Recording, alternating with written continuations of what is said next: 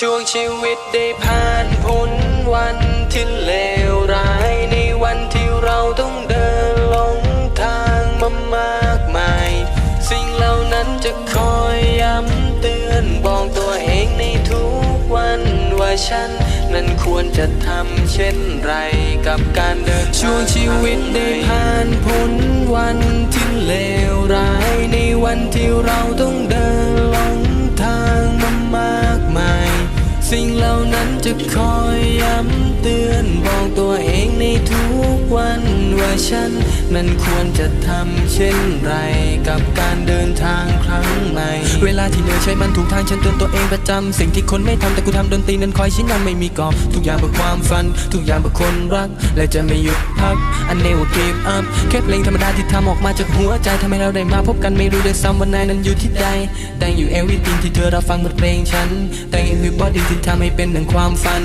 ก็เคารพนับถือทุกๆบุคคลที่เคยช่วยฉันไม่อาจจะลืมทุกๆเหตุการณ์มันล้วนแล้วมีแต่ความสำคัญ We do it by all skill เราทำกันแบบชิวๆทั้งวันทั้งคืนเราก็ make the music สื่อสารผ่านบทเพลงที่ตรงไปตรงมาแล้วความจริงที่เที่ยงแท้ที่ได้พบมากับตาจะชื่อเป็นชื่อก็ตามใจปล่อยให้ความเป็นจริงมันปรากฏขึ้นมากับเวลาช่วงชีวิตได้ผ่านพ้นวันที่เลวร้ายในวันที่เราต้องเดินหลงทางมามากมาย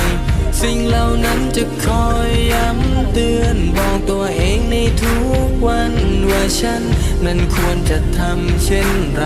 กับการเดินทางมันจบไปกับวันเวลาที่ผ่านมาทุกๆนาทีจะสอนเราให้ตัวเองมีค่าลืมไปเลยกับคนที่เราต้องเสียน้ำตาจะไม่มีทางดึงเขาให้กลับมาในความผิดพลาดที่ฉันได้ทำยังคงจดจำตลอดเวลาให้มันคอยย้ำเตือนตลอดหนทางในทางที่เดินไม่อยากจะกลับมาซ้ำรอยให้มันกลับมาเป็นอย่างเคยขอบคุณทุกเรื่องราวขอบคุณทุกเหตุการณ์ที่มันสั่งสอนฉันช่วงชีวิตได้ผ่านพ้นวันที่เลวร้ายในวันที่เราต้องเดินหลงทางมามากมาย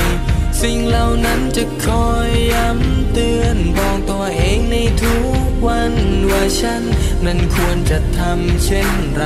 กับการเดินทางครั้งใหม่ไม่สนใจสิ่งใดกับการกระทำคนรอบกายไม่เหลืออะไรฉันต้องคิดนอกจากจุดหมายที่ฉันจะไปไม่อยากจะเสียเวลากับบุคคลที่เรียกว่าศัตรูมีอะไรก็พูดมากูยินดีจะรับฟังไม่สนใจสิ่งใดกับการกระทำคนรอบกายไม่เหลืออะไรฉันต้องคิดนอกจากจุดหมายที่ฉันจะไปไม่อยากจะเสียเวลากับบุคคลที่เรียกว่าศัตรูมีอะไรก็พูดมากูยินดีจะรับฟัง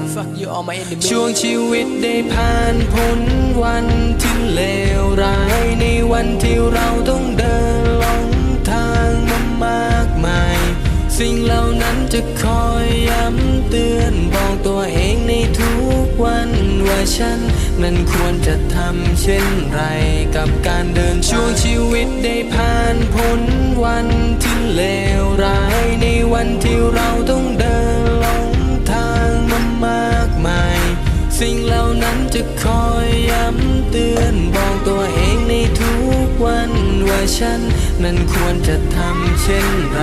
กับการเดินช่วงชีวิตได้ผ่านพ้นวันที่เลวร้ายในวันที่เราต้องเดินหลงทางมามากมายสิ่งเหล่านั้นจะคอยย้ำเตือนบอกตัวเองในทุกวันว่าฉันนั้นควรจะทำเช่นไรกับการเดินทางครั้งใหม่